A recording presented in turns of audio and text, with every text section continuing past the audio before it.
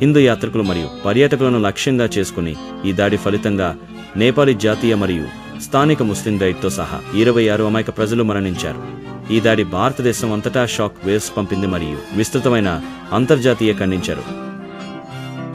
పాకిస్తాన్ TRFకు మద్దతు ఇచ్చిందని, తన గడ్డపై ఉగ్రవాదులను ఆశ్రయించిందని భారతదేశం ఆరోపించింది. ఈ దాడి ఇరు దేశాల మధ్య ఇప్పటికే పెలుసైన సంబంధాలను మరింత దెబ్బతీసింది.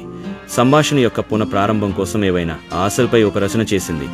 పహల్గామ్ టెర్రర్ దాడి భారతదేశం మరియు పాకిస్తాన్ మధ్య దీర్ఘకాలిక సంఘర్షణ. ఇది ఉగ్రవాదం వల్ల కలిగే ముప్పు మరియు ఈ బెదిరింపును ఎదుర్కోవడానికి ఐక్య ప్రపంచ ప్రయత్నం యొక్క అవసరాన్ని పూర్తిగా గుర్తు చేసింది. ఈ దాడి సంఘర్షణ మండలాల్లో పౌరుల దుర్బలత్వాన్ని మరియు వారి రక్షణ కోసం అత్యవసర అవసరాన్ని కూడా నొక్కి చెప్పింది. అంతర్జాతీయ సమాజం భారతదేశం మరియు పాకిస్తాన్ రెండింటినీ సంయమనం చేయాలని మరియు ఉద్రిక్తతలను మరింత తగ్గించే చర్యలను చేపట్టాలని కోరాయి. ఈ దాడిలో పాకిస్తాన్ తన గడ్డ